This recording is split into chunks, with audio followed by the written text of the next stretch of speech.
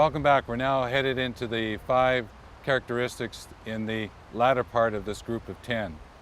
And what we're going to do is take a look at one called ethical and supportive behavior.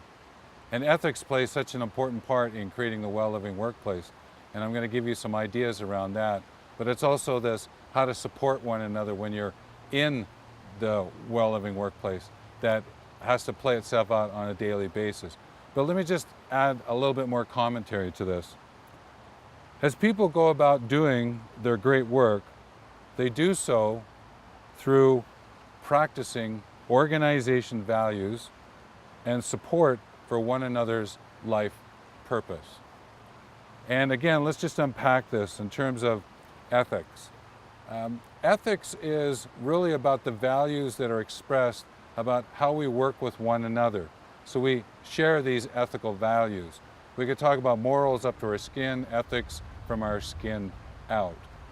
And there are ethics like caring and respect and trustworthiness and fairness and justice and community. These are ways that we value about being together, and they apply very much within the organization as well. The organizational work that you're creating, which we call the well-living workplace.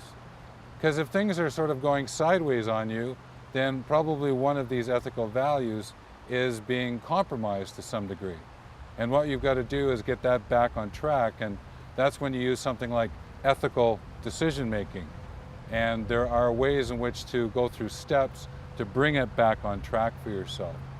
So these ethics pay really important attention to that. We talked a little bit this earlier around the organization mission, vision, and values.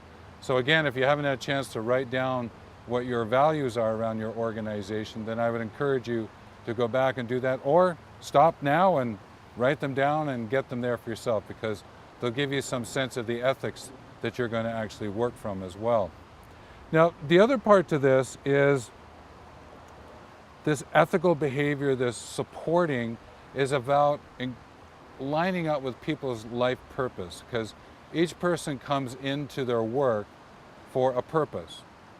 And if it's into a group of people that form a workplace, which is an organization, a business, and there's a group of you, then each person wants to fulfill their life purpose. Just like the solopreneur who's in their next 50 is looking about having a way in which to take care of their life purpose and to bring power to what it is that they do, and to bring process to those things that they enjoy doing. So this ethical and practical and support, this behavior that you're attempting to bring together in the well-living workplace, is an important every day, each and every way. Every day it's important.